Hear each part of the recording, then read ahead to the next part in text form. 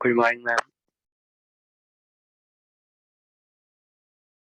Good morning, beta.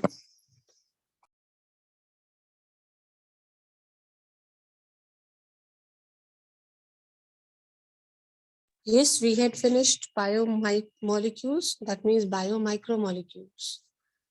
Yes. And we had started yesterday with macromolecules. Okay, which were the four categories of biomolecules? First was amino acids. Then next, Lipids, yes. sugars, and nitrogenous base. Okay. So then we start is more, and they were solubles. This we had done. Proteins is what we were doing last. I had told you how proteins are made. Which bond is made when proteins are formed? What is the name of the bond? Polypeptide bond. Yes, it is. Polypeptide bond. Actually, it is peptide bonds, but there are so many, so we call them as polypeptide bonds.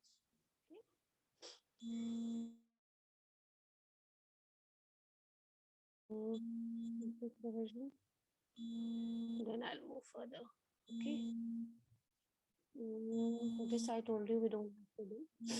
Just look at the structure, how bonds are formed. Yes.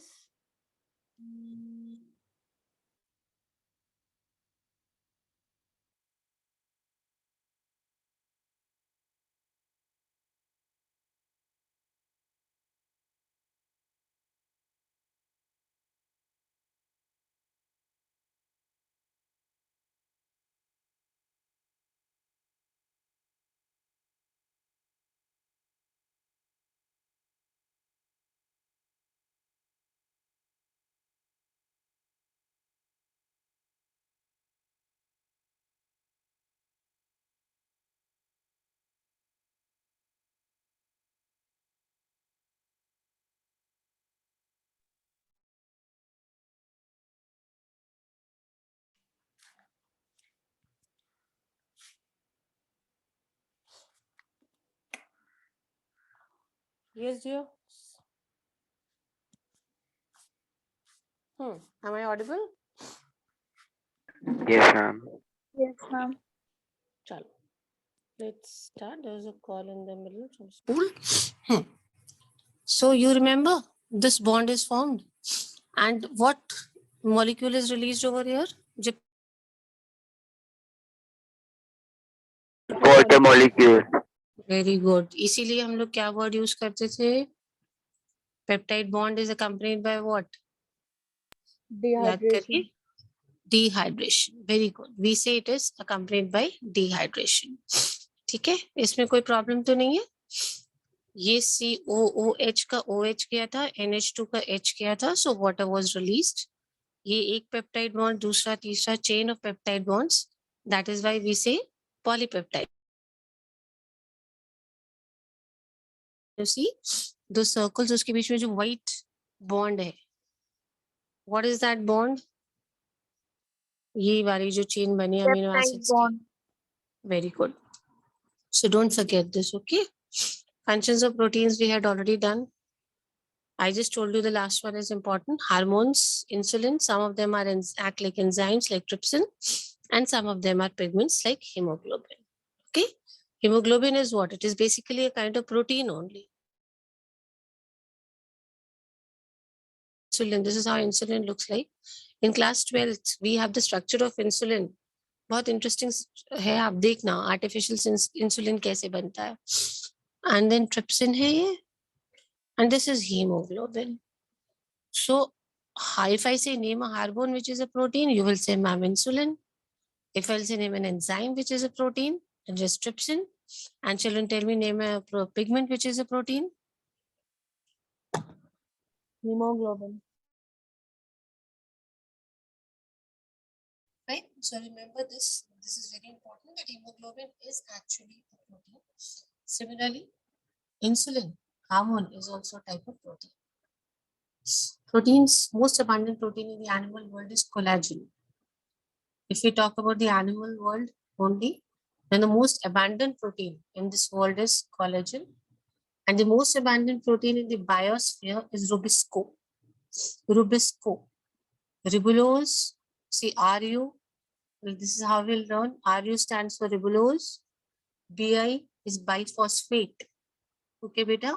Biphosphate. C stands for carboxylase and O stands for oxygenase. Now tell me, most abundant protein in the animal world. Collagen. Collagen. Collagen. Very good. And most abundant protein here in the biosphere? Rubisco. Rubisco. Yes. What is the full form?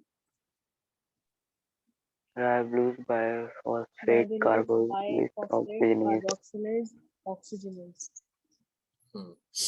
So even if you don't remember this whole thing, just remember it's rubisco. Ribulose, biphosphate. This C is carboxylase and this is oxygenase. See, proteins, structure levels of protein. Like when you come to school, first you go to nursery, then you go to primary and then secondary and all. So these are all what? These are levels, beta. These are all levels. According to complexity. Nursery ज़्यादा मुश्किल है या 11 ज़्यादा मुश्किल है? 11.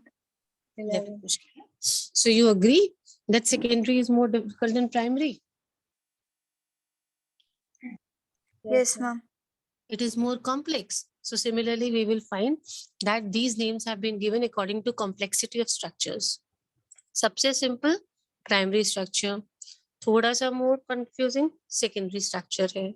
Then we have the tertiary structure, then quaternary structure. Okay, 4 kind of structures. Let me explain them to you. First is the primary structure of proteins. It describes the sequence of amino acids, positional information in a protein. देखो बेटा, ये सिर्फ आपको क्या बताएगा?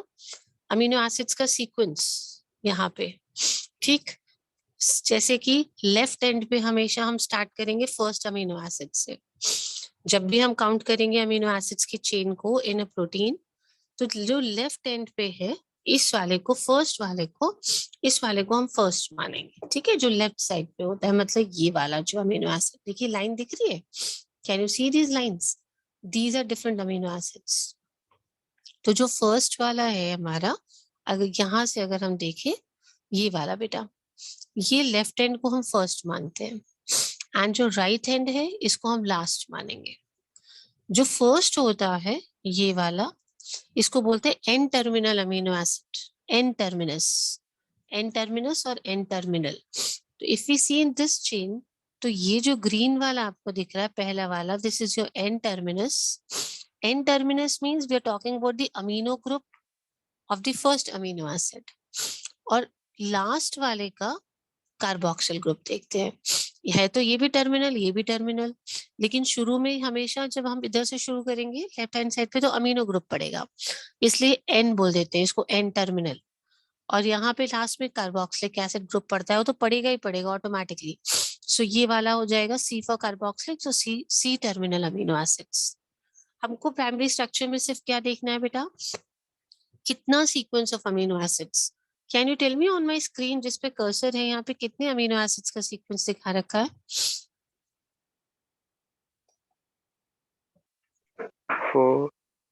4. Very good. अच्छा, अगर मैं इसको देखूं तो 3. 3. एंड इसके बीच में जो ब्लैक लाइन है, ये बॉन्ड्स क्या है? Peptide bond. Peptide bond. Very good. अब प्राइमरी स्ट्रक्चर में सिर्फ ये देखना है कि कितने अमीनो एसिड्स हैं. जो फर्स्ट वाला अमीनो एसिड है टुवर्ड्स द लेफ्ट, जो टुवर्ड्स लेफ्ट है उसको हम फर्स्ट मानेंगे. जो राइट वाला है, सबसे राइट वाला, उसको हम लास्ट मानते हैं. नाम कैसे देंगे?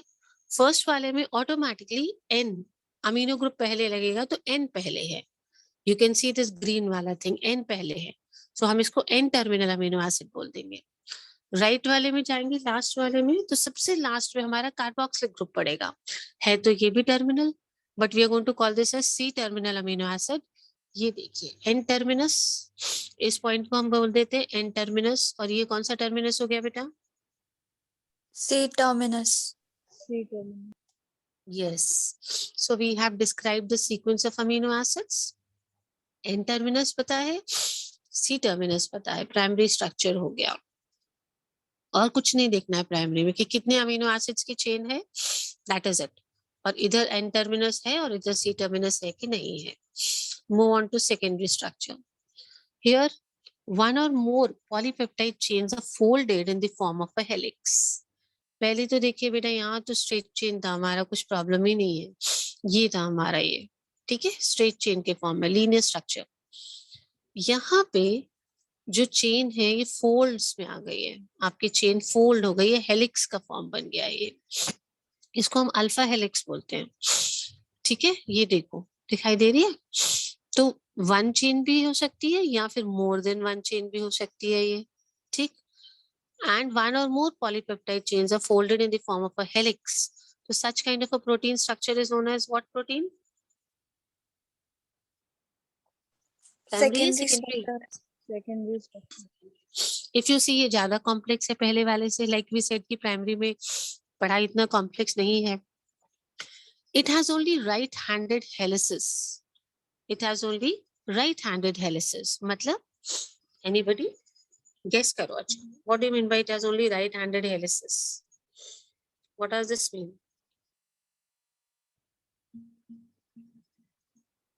फिगर देख के गेस करो.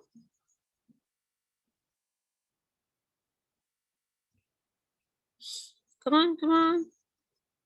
कुछ नेगेटिव मार्किंग थोड़ी हो रहा है बेटा. ये देख रहे हैं आप, ये अल्फा हेलिक्स को देख रहे हैं. ये जो स्ट्रक्चर देखो ध्यान से, दिख रहा है बच्चे? जब अमीनो एसिड्स वाइंड अप कर जाते हैं और एक राइट हैंडेड हेलिक्स बनता है, राइट हैंडेड, ठीक है, स्ट्रेट 90 डिग्री की तरह. ये देखिए राइट हैंडेड हेलिक्स बन रहा है. साइड चेन्स बाहर को निकली होती है, बस ये वाली साइड चेन्स पॉइंटिंग आउट, और बाकी सारा का सारा वाइंड अप होके कैसा बना दिया, एक 90 डिग्री पे आके सीधा अगर हम इसको ड्रॉ करें वर्टिकली तो एक राइट एंगल बनेगा हमारा. So that is why we say it has only right handed helices. Example क्या है बेटा? Very important. बताओ कौन सा है? Keratin. You heard about keratin?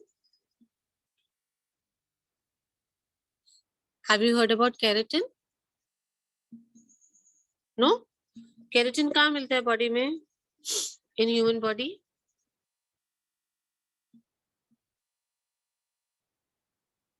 Yes. ये alpha helix is okay for everybody?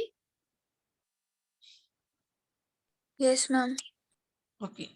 अब ये देखो बेटा, बीटा वाला देखो, ये जो बीटा शीट है, ओके, ये बहुत कॉमन स्ट्रक्चर है. इसमें क्या है, स्ट्रैंड्स है. ये देखिए एक स्ट्रैंड है, ये दूसरा स्ट्रैंड है. If you see this, and they are connected with each other by hydrogen bonds. ये जो बीच में बॉन्ड्स दिख रहे हैं, these are which bonds? Hydrogen bonds. तो एक प्लेटेड शीट की तरह लगेगा. Pleated sheet. Pleated is like in some dresses, especially girls. School uniform में आपने देखा होगा छोटे बच्चों को, व्हेन दे वेयर स्कर्ट्स, तो उसके ऊपर जो ओवरलैपिंग वाला पार्ट आता है, those are known as pleats. तो ओवरलैपिंग, एक के ऊपर दूसरा तीसरा ऐसे करके. And what are these bonds between them? ये कौन से बॉन्ड्स है बीच में? Hydrogen bond. Hydrogen bonds. So इसको हम बोल देंगे बीटा प्लेटेड शीट. और अगर सिंपल ऐसे 90 डिग्री का एक ही हेलिक्स टर्न करे, एक ही चेन है बेटा यहाँ पे, बस ओनली वन चेन. ये अल्फा हेलिक्स है, यहाँ पे दो चेन्स है, बॉन्ड्स से एडेड हो गई. So this is beta pleated sheet. However alpha and beta दोनों में, दोनों को हम किस कैटेगरी में डालेंगे? कौन सा स्ट्रक्चर है ये? Secondary structure. Yes, I was asking about keratin. Keratin is found in the hair of your. I asked you कि keratin human body में कहाँ मिलेगा? Okay, where is it found? Tell me. Yeah. Keratin protein. Yes, it's a protein, of course. It's a kind of protein which is found in the epithelial cells. ठीक है, ये basically nails में भी मिलेगा आपको, स्किन की जो outer layer होती है उस पे भी मिलेगा, एंड ग्लैंड्स की भी लाइनिंग में मिलता है. It's very important protein keratin. जिन लोगों को हेयर फॉल होता है या और प्रॉब्लम्स होती है, उनको आर्टिफिशियल केराटिन ट्रीटमेंट दिया जाता है. So this is a protein. See the structure. This is a strand of hair. I was discussing about this part with you कि कहाँ मिलेगा keratin. It is found in the hair. ये आपका typical strand of hair है. इसके अंदर अगर आप देखो तो ऐसा दिखता है केराटिन. दो तरह के बॉन्ड्स हैं इसमें. ये वाले जो बॉन्ड्स होते हैं स्ट्रॉन्ग बॉन्ड्स होते हैं, डाइसल्फाइड बॉन्ड्स हैं ये. एंड इसमें वीक बॉन्ड्स होते हैं, these are hydrogen bonds. So there are two types of bonds. जब दो केराटिन चेन आपस में कंबाइन करती है, strong bonds are disulphide bonds and weak bonds होते हैं यहाँ पे hydrogen bonds. This you need not go into detail, just showing you. ये आपका fibroin, this is silk protein. देखो बेटा, ये अगेन पैरेलल चेन्स है. ये beta chains combined by hydrogen bonds. We have already discussed this. ठीक है, इतना डिटेल में नहीं जाना है. Now we come to the tertiary structure. Helical polypeptide chain is further folded like a hollow woolen ball. ये देखिए, ऑलरेडी हेलिकल था ही, ये और आगे फोल्ड हो गया. ये देखो, ये हेलिक्स है हमारे. हेलिक्स और ज्यादा फोल्ड होकर के एक बॉल बना लेंगे, बॉल जैसा structure, hollow woollen ball. Woollen balls देखे होंगे आपने, बहुत लाइट होते हैं एंड उसमें थ्रेड्स क्या होते हैं, हेलिकली बाइंडेड होते हैं अंदर. अगर आप ध्यान से देखो, ये 3D व्यू है. This is very important. अगर ये स्ट्रक्चर ऐसा क्यों बनाता है protein, because some of the activities it can perform only because of this structure. Example is myoglobin. The best example is myoglobin. देखो बच्चों, see this. ये आपके ऑलरेडी हेलिक्स थे, ये और ज्यादा कॉइल्ड हो गए हैं. कैसा स्ट्रक्चर बन गया, this is like a bond. Alpha helix, ये अल्फा हेलिक्स था हमारा, याद है, ऐसे करके बीटा स्ट्रैंड्स थे, सब मिल गए. अल्फा हेलिक्स भी है ये रेड वाले, बीच में बीटा स्ट्रैंड्स भी आ गए. ये वाले दोनों देखिए, ये अल्फा हेलिक्स था, ये बीटा स्ट्रैंड था, सब और ज्यादा कॉइल हो गए हैं. ये पिंक वाला अल्फा है, येलो वाला बीटा है, सब कुछ कंबाइन कर गया. यहाँ देखिए, ये अल्फा था पिंक, ये बीटा स्ट्रैंड्स हैं, तो अल्फा बीटा सब एक साथ आके फोल्ड हो गए हैं, बॉल जैसा स्ट्रक्चर बन गया. This is the tertiary structure. The last structure is quaternary structure. Okay, quaternary structure. More than one polypeptide chains form tertiary structure and each chain functions as a subunit of protein. We have more than one polypeptide chain. ये देखो बेटा, कितनी सारी हैं, 1 2 3 4 colours से आपको दिख रहे होंगे. ठीक है, यहाँ भी देखिए डिफरेंट कलर्स, 1 2 3. ठीक, ये 4, यहाँ भी 4 दिखेंगे आपको, यहाँ भी 4. Basically more than one chain जो है सब कॉइल हो गए हैं आपस में. 2 बीटा है, 2 अल्फा है यहाँ पे. इस तरह का स्ट्रक्चर क्या बन गया आपका, tertiary structure. 2 alpha chains, 2 beta chains. ठीक, इसका बेस्ट एग्जांपल है हीमोग्लोबिन. हीमोग्लोबिन का ये स्ट्रक्चर है जो आप देख रहे हैं स्क्रीन पे. इट हैज 4 सब यूनिट्स. 2 तो अल्फा सब यूनिट्स होती हैं और 2 बीटा सब यूनिट्स. व्हेन आई से 2 अल्फा 2 बीटा का मतलब 2 तो ऐसी सब यूनिट्स दिखेंगी आपको और 2 ऐसी होंगी. And all 4 together the structure is what we call as which structure, primary, secondary, tertiary और quaternary. Quaternary. Yes, Quaternary. Tertiary structure was already there, इसी में आगे और कुछ ऐड हो जा रहा है तो क्वाटरनरी स्ट्रक्चर बन जा रहा है. ये देखिए बेटा, this is your primary structure. कुछ नहीं है, सीधा सीधा अमीनो एसिड्स की चेन लग गई है. ये आपका सेकेंडरी में 2 बताए थे आपको, दिस वाज अल्फा हेलिक्स, और ये कौन सा था, which pleated, Beta plated. This is tertiary. ये देखिए, दिस इज टर्शियरी. इसमें ये भी है आपका, ये देखिए, ये हेलिक्स भी है और आपकी चेन भी है, टर्शियरी. ये क्वाटरनरी है. 4 सब यूनिट दिख रही होंगी, ऑरेंज वाली 2 और पिंक वाली 2. 4 सब units if you can see. So this is which structure, quaternary structure. So everybody is okay. Primary में एक ही है, सिंपल स्ट्रेट है, कोई फोल्ड नहीं, कोई हेलिक्स नहीं. सेकेंडरी में या तो हेलिक्स बना लेंगे या फिर ये 2 चेन हाइड्रोजन बॉन्ड से जुड़ गई हैं, ये सेकेंडरी स्ट्रक्चर है. हेलिक्स एंड पॉलीपेप्टाइड चेन सब मिक्स हो गई, टर्शियरी. एंड 4 सब यूनिट्स हो गए तो quaternary structure. Is it okay? We are okay till here? Sure?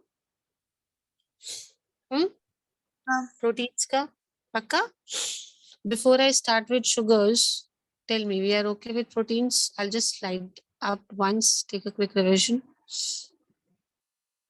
I did this yesterday. यहाँ से protein start हो रहा है बेटा.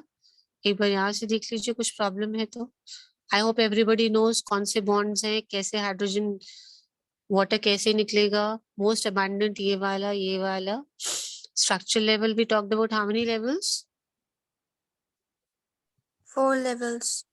Yes. अच्छा आइडेंटिफाई कर लेते हैं. ये कौन सा स्ट्रक्चर है? स्ट्रेट चेन है, पेप्टाइड बॉन्ड्स हैं, बस बात खत्म. ये देखिए सिंपल.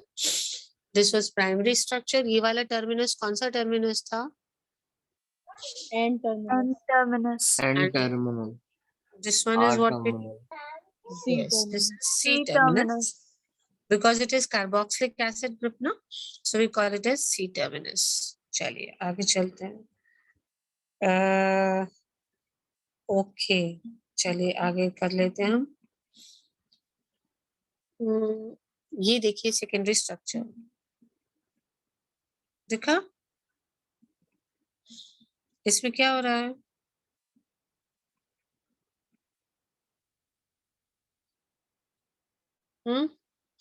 देखो यहाँ पे सेकेंडरी स्ट्रक्चर में या तो कर्व हो गया तो alpha helix, 2 sheets hydrogen bond से कंबाइन है तो beta pleated sheet. Example we did was keratin and fibroin.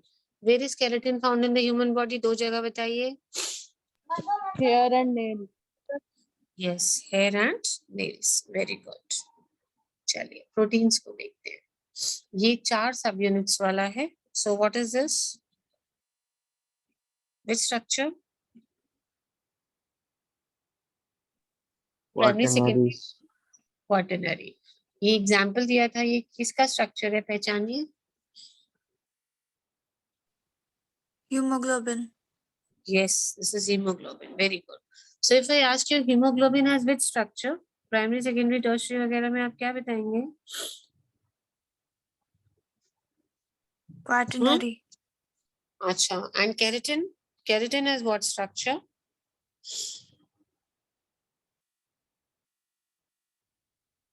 बताओ जल्दी से. Keratin what structure? Secondary structure. Yes, Secondary. it has secondary structure. I think proteins are okay. We can identify them. Left वाला जो सबसे left है, अगर हम देखते थे, अगर स्ट्रेट चेन में देखें तो एन टर्मिनस एल टर्मिनस याद रखिएगा. Now we come to polysaccharides. These are polymers of sugar. Sugars are monosaccharides. Sugars are what? Monosaccharides. And अगर बहुत सारी monosaccharides combine हो गए तो हमारा बन गया polysaccharide. That's so simple. So polysaccharides are polymers of what? Sugar. Yes, basically when I say sugar, I mean which saccharide? Tell me. Monosaccharides. Monosaccharides. Okay बेटा, remember it is monosaccharides. इसको अच्छे से याद रखना है कि polysaccharide means nothing. It is basically that we are talking about lot of subunits of what? Subunits of monosaccharide, that is sugar. Example देखो बेटा, इसको ध्यान से समझते हैं. अगर ग्लूकोज के बहुत सारे पॉलीमर्स हैं तो आपका स्टार्च बन गया, यानी ये पॉलीसैकेराइड है. ये देखिए स्टार्च दिख रहा है आपको. So this is polymer of glucose. Glucose बहुत सारा कंबाइन टुगेदर. फिर आ जाइए सेलुलोज. ये this is also a homopolymer of glucose. ये देखिए इसमें भी ग्लूकोज है, थोड़ा डिफरेंट तरह से अरेंज हो गए हैं बट है ये भी ग्लूकोज का ही. फिर ये ग्लाइकोजन है. This is also homopolymer of glucose, but इसमें देखिए शेप अलग हो गई है बट है पॉलीमर ही. हाउएवर ये जो लास्ट वाला है insulin, this is not a homopolymer of glucose, this is a polymer of fructose. Okay, so basically we have 4 important polysaccharides: starch, cellulose, glycogen and insulin. Starch, cellulose and glycogen, तीनों के तीनों, they are polymers of what? Glucose. Yes. There is only one in this category जो आपको दिख रहा है, which is not a polymer of glucose. It is which one? Insulin. Yes, it is insulin. This is not a polymer of glucose. It is a polymer of what? Fructose. Yes. What are these, beta? complex polysaccharides formed of amino sugars, glucosamine, N-acetyl galactosamine, etc. आपको ये याद नहीं रखना है, बस इतना याद रखिए. Polysaccharides means what? They are complex structures formed of what? Amino sugars. बस इतना word याद रखिए, amino sugars. Amino sugar, amino वाले पार्ट में sugar का substitution आ जाता है. Simply आप इतना याद रखिए, amino sugars. For example, chitin, ये वाला. This is the homopolymer of N-acetyl glucosamine. It is seen in the exoskeleton of arthropods and fungal cell walls. इतना डिटेल में मत जाइएगा. What I'll tell you बस उतना याद रखना. If you can see, this is an arthropod. इसका जो एक्सोस्केलेटन है, बाहर वाला, ये जो हार्ड वाला स्ट्रक्चर आपको दिख रहा है, ये काइटिन है. We say the cell layer is made up of chitin. It's a very hard substance. तो ये काइटिन जो है, ये कुछ नहीं है, ये होमोपॉलीमर ही है. And this is a polymer of glucosamine. Glucosamine. Don't remember this. There's nothing much, but just थोड़ा सा दिखाने के लिए. Even the cell wall of fungal cells. ये देखिए, इसमें भी आपको ये मिलेंगे, ये वाले, ये काइटिन. ठीक है. This layer that you're finding over here, ये जो रेड वाली लेयर दिख रही है, काइटिन की लेयर है. In fungal cells also. So chitin is a tough polymer. It's generally found, यहाँ देखिए, arthropods में भी मिल जाएगा and cell wall of fungus में भी मिलेगा. Let us see the bonds now. हमने अभी बोला polysaccharides कैसे बनेंगे? Lot of monosaccharides will combine together and हमारा क्या बन जाएगा? Polysaccharide. बेटा जब भी combine करेंगे तो कोई ना कोई bond तो बनेगा ना. जब अमीनो एसिड प्रोटीन्स बना रहा था तो कौन सा बॉन्ड बना था? Peptide bond. Peptide bond. यहाँ पे मोनोसैकेराइड्स कंबाइन करके पॉलीसैकेराइड बनेंगे, तो बॉन्ड बनेगा, ऑब्वियसली बॉन्ड बनेगा, isn't it? What is the name of the bond? देखिए स्क्रीन पे, glycosidic bond. What is the name of the bond? Glycosidic bond. Don't get confused between peptide and glycosidic bonds. देखो, हमने बोला polysaccharide बनेगा, बहुत सारी monosaccharide units combine हो रही है. यहाँ पे दो दिखाई है, ये मोनोसैकेराइड है, ये मोनोसैकेराइड है, प्लस मतलब बॉन्ड बन रहे हैं हमारे. Bond formed when individual monosaccharides are linked between two carbon atoms by dehydration. ये देखिए, ये बॉन्ड बन रहा है, ध्यान से देखो. दो मोनोसैकेराइड्स हैं, लिंक हो रहे हैं, ये इसका कार्बन एटम है, ये इसका कार्बन एटम है, and dehydration हो रहा है. Dehydration we all know what is being released. Water. Molecule of water. Very good. Water. So बच्चे similarity between glycosidic bond and peptide bond यही है कि दोनों में डिहाइड्रेशन होता है जब बॉन्ड बनता है, यानी 1 मॉलिक्यूल ऑफ वाटर रिलीज होता है. ये तो सिमिलैरिटी है. अब डिसिमिलैरिटीज दो हैं.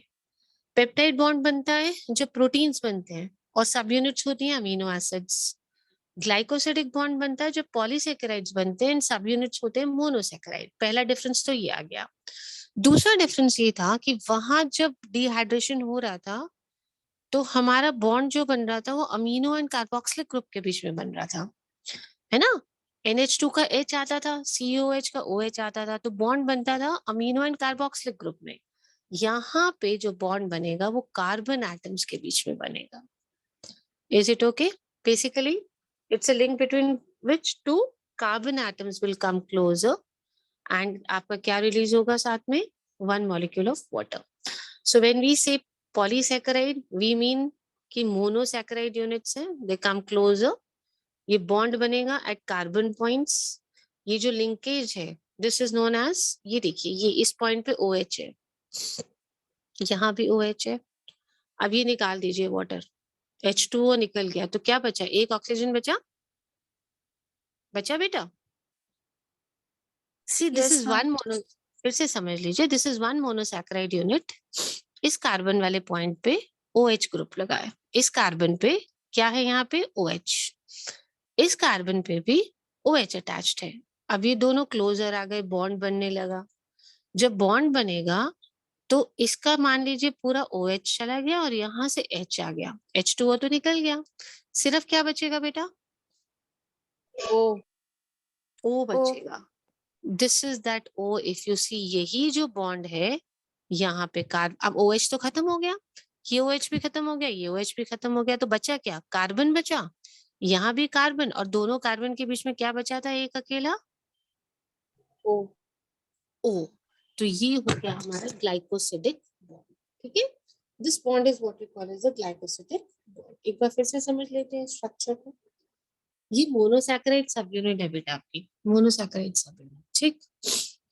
इस कार्बन एटम पे OH अटैच्ड है, इस कार्बन पे भी OH है। अब बॉन्ड बनने के लिए दे कम क्लोजर, आने के बाद क्लोजर आप ऐसे अज्यूम करिए ये पूरा OH इधर आया, यहाँ से H आ गया, क्या रिलीज हो गया बेटा? Can you see the colour? Pink colour and pink colour साफ दिखाई दे रहा है कि ये यही वाले OH में से पानी निकल के यहाँ आ गया। What is left children over here now? O.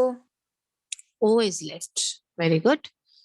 इस कार्बन से पहले OH अटैच था तो ये तो निकल गया, इस कार्बन से भी OH अटैच था, यहाँ पे ये भी निकल गया, सिर्फ O बचा। तो इस कार्बन और इस कार्बन के बीच में सिर्फ एक एटम बचेगा दोनों को जो बाइंड करके रखेगा, that is O. O. Oxygen. Very good. तो ये वाला बॉन्ड क्या हो गया? What is this linkage called? Glycosidic bond. Glycosidic linkage. अगर हम ऐसा इमेजिन करें कि यहाँ पे एक और मोनोसैकेराइड यूनिट होता तो फिर यहाँ का OH जाता, वहां से H आता, फिर वाटर निकल जाता और ऐसे करके एक ऑक्सीजन बॉन्ड यहाँ लग जाता और एक और सब यूनिट यहाँ पे अटैच हो जाती। So this kind of a bond which is formed between two carbon atoms and बीच में ऑक्सीजन है, dehydration भी हो रहा है, this bond is what we call as glycosidic bond. Did you understand glycosidic bond? Yes, ma'am. Yes, ma'am. देखो बेटा, इसको देखो, आपको अच्छे से समझ में आ जाएगा। यहाँ का एक था, ये दोनों के कार्बन के बीच में O, इन दोनों कार्बन के बीच में O, तो ये चेन बनती चली जा रही है। ये ग्लाइकोजन का स्ट्रक्चर है बेसिकली। ये देखिए सबके बीच में ये जो बॉन्ड है, क्या नाम है इसका? ये कार्बन कार्बन के बीच में O बचा है खाली। What are these bonds? Glycosidic bond. Glycosidic linkage. Yes. Starch forms helical secondary structure. ये देखिए हेलिकल स्ट्रक्चर है ये, fine. It can hold I2 molecules in the helical portion giving blue color. ये देखिए क्या हो रहा है, ये blue color कैसे आ रहा है? Cellulose has no complex helices and therefore cannot hold I2. What is I2? ये दिख रही है स्क्रीन पे, Iodine. आयोडीन। Very good. हम लोग जब भी टेस्ट करते हैं ना, कहते हैं ब्लू ब्लैक, ये जो टेस्ट हम करते हैं ये वही चीज को समझा रहे हैं। बट स्टार्च जो है बेटा, ये होल्ड कर सकता है आयोडीन मॉलिक्यूल्स को, क्योंकि इसका स्ट्रक्चर ऐसा होता है हेलिकल। ये देखिए हेलिकल, इसमें फंस जाता है, बीच में आयोडीन आ जाता है, फंस जाता है, इसीलिए हम कहते हैं स्टार्च इसको होल्ड कर लेता है। तो स्टार्च तो आपको ये टेस्ट दे देगा आयोडीन का, जो ब्लू ब्लैक टेस्ट। ये देखिए पोटैटो टेस्ट हो रहा है, स्टार्च है इसमें या नहीं है?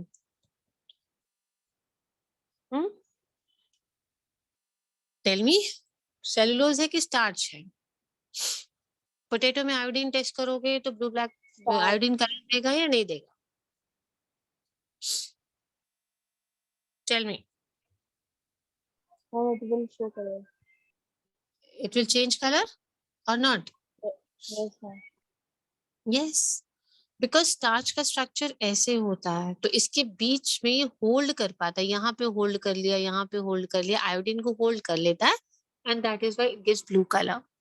बट सेलुलोज जो है बेटा, ठीक है, ये देखिए कलर चेंज नहीं होगा यहाँ पे।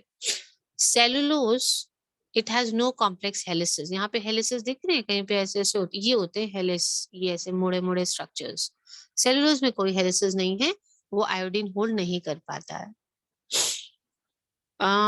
We are left with only the last part, that is nucleic acids here, that is DNA and RNA. I don't think we need to rush with this. आराम से करेंगे, कोई issues नहीं है। We are done with two things today, proteins and sugars. Proteins and sugars हमारा हो गया। Now we are only left with one last thing and that is nucleic acids. ठीक है, वो कर ले लेंगे, कोई issue नहीं है उसको। Okay, चलिए, let me have a revision. What is the difference between biomolecules and biomacromolecules?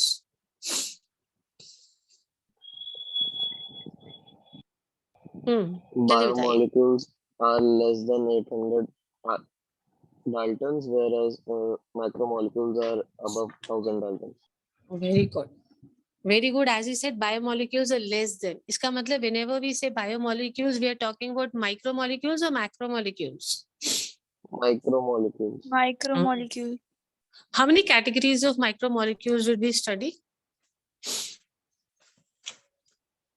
4 broad categories we had done. 4. How many? Okay. First was amino acid. आप बताइए. The entire you all can tell me. बताओ जल्दी से क्या क्या था? Lipids, sugars, Yes. nitrogen bases. Yes. Nitrogen bases. We are talking about micromolecules. And then today what we did was we are talking about macromolecules. Okay? If we say macromolecules, we basically mean proteins, polysaccharides, and Nucleic acid. Acid. yes. We have already done proteins yesterday and we have finished with polysaccharides today. चलिए एक बार quickly revise करते चलिए. Let me know if there's any problem in any of the slides. Keep observing. Last 2 minutes.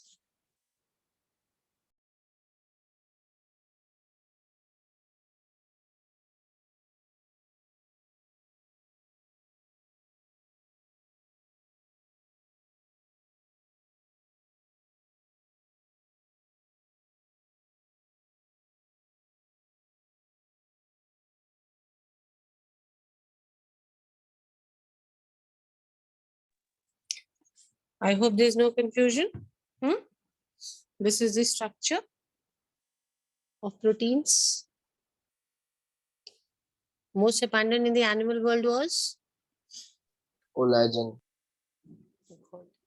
And most abundant in the biosphere is? Rubisco. Rubisco. We had 4 structures. पहचानिए ये वाला कौन सा structure है? Primary structure. Primary. First किसको मानेंगे आप? First वाला amino acid इसको या इसको? एक्सट्रीम लेफ्ट वाले को या एक्सट्रीम राइट वाले? ब्लू और pink? Extreme left. Blue. Extreme Yes, left. the blue one, that is extreme. And this terminus or this end is known as? N-terminal. Yes, and इधर वाला आपका जहाँ कार्बोक्सिलिक एसिड था उसको क्या बोलेंगे? C-terminal. ये देखिए चेन्स है, हेलिक्स बन गया है. This is secondary structure. Example was keratin and silk protein. The protein which is found in silk, what is its name? Fibroin. Yes. And ये आपका hair and nails वाला जो था keratin, ये tertiary structure है. How many subunits are there? 4 subunits. यहाँ पे ज्यादा clearly दिखेगा. ये किसका structure है?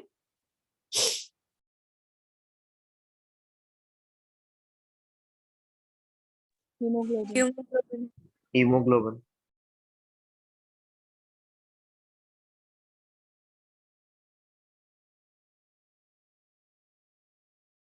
Yes, इसमें बताइए ये तीनों के तीनों किसके पॉलीमर्स हैं? Starch, cellulose, glycogen. Glucose.